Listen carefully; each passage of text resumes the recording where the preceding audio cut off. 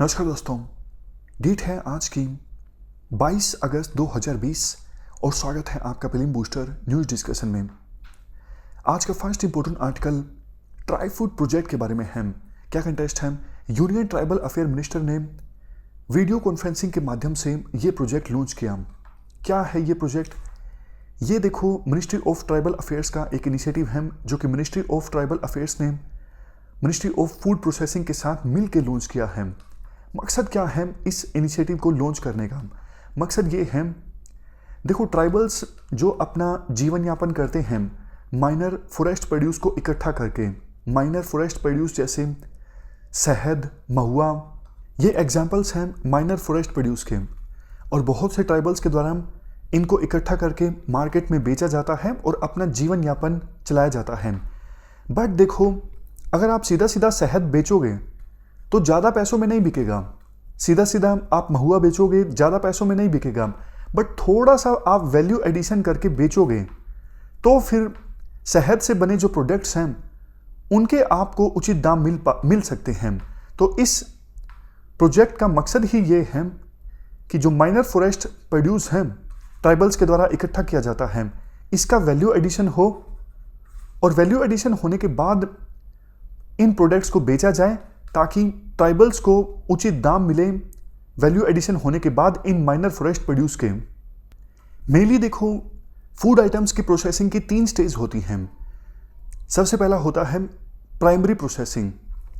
जैसे आपने शहद इकट्ठा किया या फिर महुआ इकट्ठा किया या फिर एप्पल इकट्ठा किया, आप इन फूड आइटम्स को साफ करोगे, क्वालिटी के हिसाब से अलग अलग रखोगे, पैकेजिंग करोगे। ये सब चीज़ें आती हैं प्राइमरी प्रोसेसिंग में। इस स्टेज में कुछ खास नहीं किया गया, सिर्फ साफ किया गया है, क्वालिटी के हिसाब से अलग अलग डब्बों में रखा गया है, बस। सेकेंडरी प्रोसेसिंग में क्या होता है, बेसिक प्रोडक्ट में इतना बदलाव किया जाता है कि वो बस फाइनल स्टेज के लिए तैयार हो सके। जैसे देखो, milling of paddy to rice. और जो मेन खेल होता है वो टर्सरी प्रोसेसिंग में होता है। इसमें high value added ready to eat food create किए जाते हैं, मैन्युफैक्चर किए जाते हैं, जैसे bakery products, instant foods, health drinks. ये डायरेक्टली कंज्यूमर्स के द्वारा कंज्यूम किए जा सकते हैं। तो ये जो हमारा प्रोजेक्ट है, ट्राई फूड प्रोजेक्ट जो अभी लॉन्च किया गया है, इसमें भी टर्सरी प्रोसेसिंग पे फोकस किया जाएगा। जैसे देखो, महुआ, आंवला, कस्टर्ड एप्पल और जामुन, इन सब को कन्वर्ट किया जाएगा। महुआ ड्रिंक, आंवला जूस, कैंडी, जामुन जूस, कस्टर्ड एप्पल पल्प, इन सब में कन्वर्ट किया जाएगा। और ये सब टर्सरी प्रोसेसिंग कहाँ पे होगी? रायगढ़ यूनिट में। इस प्रोजेक्ट को इम्प्लीमेंट करने के लिए 2 यूनिट्स इस्टेब्लिश की जाएंगी अलग अलग लोकेशंस पे। एक रायगढ़ यूनिट महाराष्ट्र में और दूसरी Jagdalpur multi commodity processing centre, ये छत्तीसगढ़ में। छत्तीसगढ़ वाला जो सेंटर होगा, यहाँ पर महुआ, आंवला, Honey, cashew, tamarind, ginger, garlic या फिर दूसरे फ्रूट्स एंड वेजिटेबल्स। देखो, कैश्यू का मतलब होता है काजू, टेमरिंड का मतलब होता है इमली, जिंजर का मतलब होता है अदरक, गार्लिक का मतलब होता है लहसुन। तो इन सब कमोडिटीज़ की टर्सरी प्रोसेसिंग होगी Jagdalpur multi commodity processing centre में। मकसद यही होगा कि इन प्रोडक्ट्स की सहायता से रेडी टू ईट प्रोडक्ट्स बनाए जाएं जिनको डायरेक्टली कंज्यूमर्स के द्वारा कंज्यूम किया जा सके और ट्राइबल्स को माइनर फॉरेस्ट प्रोड्यूस के उचित दाम मिले, उनका जो इनकम लेवल है वो इंक्रीज हो। लास्ट में ये भी याद रखिएगा, इस प्रोजेक्ट को इम्प्लीमेंट किया जाएगा tribal cooperative marketing development federation of India के द्वारा। चलते हैं आगे। Next article science and technology indicators के बारे में है, यानी STI। क्या कंटेस्ट है? साइंस एंड टेक्नोलॉजी इंडिकेटर्स यानी STI 2018। ये देखो, एक पीरियोडिक कंपेंडियम है। कंपेंडियम का मतलब होता है कंपाइलेशन। जैसे नोट्स को हम कंपाइल करते हैं, फॉर एग्जांपल पूरे साल के मिलिट्री एक्सरसाइजेस को हमने कंपाइल किया, उसी प्रकार से ये साइंस एंड टेक्नोलॉजी इंडिकेटर्स 2018 जो है हमारे देश में स्टेट ऑफ साइंटिफिक रिसर्च को कंपाइल करता है। ये किसके द्वारा प्रिपेयर किया जाता है? National science and technology management information system के द्वारा। ये एक डिवीजन है department of science and technology की। हमारे देश में अलग अलग जो साइंटिफिक इस्टेब्लिशमेंट्स हैं उनके द्वारा डेटा उपलब्ध करवाया जाता है, डिटेल्स दी जाती हैं और उस डेटा को कंपाइल किया जाता है इस कंपेंडियम में। तो इस बार की जो ये कंपाइलेशन है, इससे पता लगता है हमारे देश में जो प्राइवेट सेक्टर रिसर्च कंपनीज हैं वो कोर रिसर्च में और डेवलपमेंट एक्टिविटीज़ में ज़्यादा महिलाओं को मौका दे रही हैं as comparison to government funded major scientific agencies. समझ गए? मतलब गवर्नमेंट के अपेक्षाकृत प्राइवेट सेक्टर की रिसर्च कंपनीज में ज़्यादा महिलाएं काम करती हैं कोर रिसर्च और डेवलपमेंट एक्टिविटीज़ में। और डॉक्टरल स्टेज पे या फिर प्रोफेशनल स्टेज पे बहुत सारी महिलाओं का जो ड्रॉप देखने को मिलता है, यानी महिलाएं अपना करियर छोड़ देती हैं साइंटिफिक फील्ड में, उसका रीज़न ये है महिलाओं के ऊपर सोशल प्रेशर होता है फैमिली की रिस्पॉन्सिबिलिटीज़ को पूरा करने का। इस वजह से बहुत सी महिलाएं अपने प्रोफेशनल करियर का बलिदान दे देती हैं।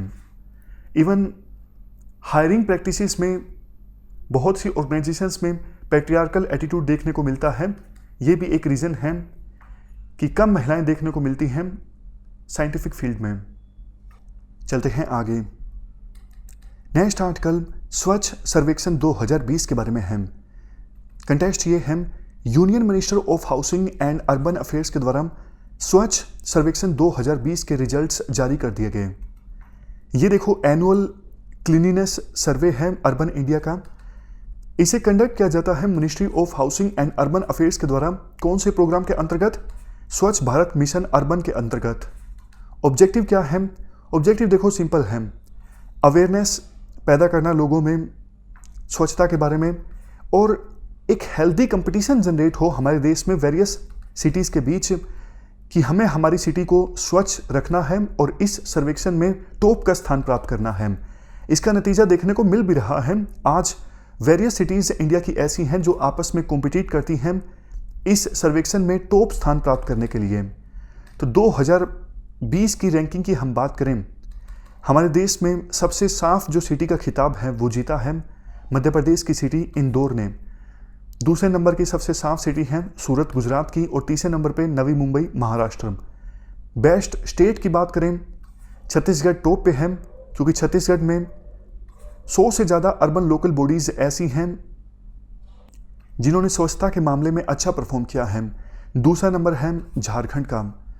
गंगा टाउन्स की बात करें, गंगा किनारे बसे टाउन्स में से वाराणसी को क्लीनेस्ट टाउन का अवार्ड मिला है और न्यू दिल्ली को क्लीनेस्ट कैपिटल सिटी का अवार्ड मिला है। हमारे देश में जालंधर कैंटोनमेंट बोर्ड को सबसे साफ कैंटोनमेंट बोर्ड का अवार्ड मिला है।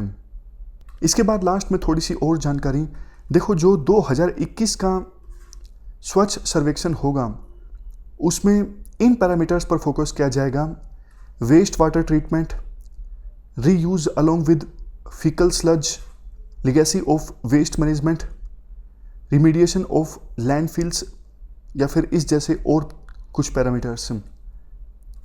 प्रेरक दौड़ सम्मान, इनके बारे में भी जान लीजिए।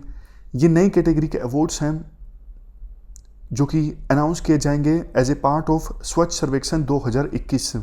यानी अगले साल जब स्वच्छ सर्वेक्षण 2021 अवार्ड दिए जाएंगे तो फिर ये प्रेरक दौड़ सम्मान भी दिया जाएगा, और इस अवार्ड में टोटल 5 एडिशनल सब कैटेगरीज होंगी, जैसे दिव्य, अनुपम, उज्जवल, उदित, आरोही।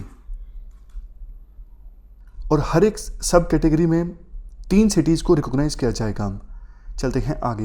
ये ट्राई फूड प्रोजेक्ट ये पहले आर्टिकल का लगा हुआ है, यहाँ पे वही आएगा, ये स्वच्छ सर्वेक्षण 2020। इसके बाद नेक्स्ट हमारा article supply chain resilience initiative के बारे में है, यानी SCRI। देखो, कोविड-19 की महामारी के बाद वेरियस कंट्रीज़ को डर लगने लगा है कि चाइना के ऊपर डिपेंडेंसी ठीक नहीं है, क्योंकि चाइना ट्रेड को एज ए वेपन के तौर पे इस्तेमाल कर सकता है। अभी मान लीजिए इंडिया APIs के लिए, यानी एक्टिव फार्मास्यूटिकल इंग्रेडिएंट्स के लिए चाइना के ऊपर डिपेंडेंट है। मान लीजिए चाइना और इंडिया का युद्ध हो गया तो चाइना तो बंद कर देगा इनकी सप्लाईज करना इंडिया को, और इंडिया में फिर ड्रग्स की मैन्युफैक्चरिंग नहीं हो सकेगी। उसी प्रकार से दूसरे देशों को भी डर लगता है कि चाइना के ऊपर निर्भरता ठीक नहीं है। तो इसीलिए अब जो ये लाइक माइंडेड कंट्रीज हैं जैसे इंडिया, ऑस्ट्रेलिया, जापान, ये एक साथ आए हैं। इन्होंने इनिशिएटिव लॉन्च किया है सप्लाई चेन रिजिलियंस इनिशिएटिव। इस इनिशिएटिव का मकसद ये है जो मेंबर कंट्रीज हैं जापान, ऑस्ट्रेलिया, इंडिया, ये आपस में कोऑपरेट करें और सप्लाई चेन्स चाइना से हटा के आपस में, मतलब मान लीजिए अभी कोई चीज़ चाइना से इंडिया इंपोर्ट करता है, इंडिया उस चीज़ का फिलहाल अरेंजमेंट नहीं कर पा रहा है, तो चाइना के बजाय जापान से परचेज कर ले, ऑस्ट्रेलिया से परचेज कर ले, लेकिन चाइना से नहीं। उसी प्रकार से जापान को कोई रॉ मटेरियल चाहिए, अभी चाइना से इंपोर्ट कर रहा है, तो इंडिया से कर ले, ऑस्ट्रेलिया से कर ले, लेकिन चाइना से नहीं। समझ गए? तो सप्लाई चेन्स को रीडायरेक्ट करना इन मेंबर कंट्रीज के बीच, ये मकसद है इस इनिशिएटिव को लॉन्च करने का। इसके बाद नेक्स्ट आर्टिकल नमक बसाई प्रोग्राम के बारे में है। ये देखो, केरला की सरकार का एक यूनिक प्रोग्राम है। इस प्रोग्राम के अंतर्गत ट्राइबल चिल्ड्रन को पढ़ाया जाता है उन्हीं की मदर टंग लैंग्वेज में। केरला के ट्राइबल डिस्ट्रिक्ट्स में ये प्रोग्राम काफ़ी ज़्यादा फेमस हो रहा है। इसे इम्प्लीमेंट किया जा रहा है समग्र शिक्षा केरला के द्वारा। इस प्रोग्राम का फ़ायदा ये होता है, अभी देखो महामारी की वजह से स्टूडेंट्स घर से पढ़ रहे हैं और ऑनलाइन जब उनको उन्हीं की भाषा में पढ़ाया जाता है, मदर टंग लैंग्वेज में पढ़ाया जाता है, वो ज़्यादा सहज महसूस करते हैं और पढ़ाई के प्रति उनकी जो रुचि है वो बढ़ती है। नमक बसाई प्रोग्राम के लिए अभी तक SSK यानी समग्र शिक्षा केरला ने 50 लैपटॉप्स वितरित किए हैं, डिस्ट्रीब्यूट किए हैं, और इन लैपटॉप्स में प्री रिकॉर्डेड क्लासेस हैं जो कि ऑफर की जा रही हैं यूट्यूब चैनल की सहायता से। तो हमारी आज की इस डिस्कशन में इतना ही है। अब आप देख लीजिए कितना आपको याद है आज के डिस्कशन से। 4 स्टेटमेंट्स हैं आपके सामने और मन में आप सोच लीजिए कि कौन सी स्टेटमेंट आपके हिसाब से सही होनी चाहिए, कौन सी गलत। पहली जो स्टेटमेंट है ट्राई फूड प्रोजेक्ट, ये गलत है। गलत देखो इसलिए है क्योंकि ये project ministry of social justice and empowerment का नहीं है, मिनिस्ट्री ऑफ ट्राइबल अफेयर का है, जो कि मिनिस्ट्री ऑफ ट्राइबल अफेयर ने लॉन्च किया है मिनिस्ट्री ऑफ फूड प्रोसेसिंग के साथ मिलकर। दूसरी स्टेटमेंट बताइए स्वच्छ सर्वेक्षण 2020, ये भी गलत है। क्यों? क्योंकि मध्य प्रदेश की जो इंदौर सिटी है ना, वो सबसे ज़्यादा स्वच्छ पाई गई है इस स्वच्छ सर्वेक्षण 2020 के अनुसार। तीसरी स्टेटमेंट ये भी गलत है। क्यों? ये इनिशिएटिव है इंडिया, जापान और ऑस्ट्रेलिया का, ना कि USA का। लास्ट स्टेटमेंट भी गलत है, सारी गलत हैं आज तो। क्यों? क्योंकि नमक बसाई प्रोग्राम जो है ये एजुकेशन से संबंधित है। केरला में ट्राइबल स्टूडेंट्स जो हैं उनको उन्हीं की मदर टंग लैंग्वेज में सिखाया जाता है। स्किल बिल्डिंग ये प्रोग्राम नहीं है। तो हमारी आज की इस डिस्कशन में इतना ही है। Thank you very much for discussion.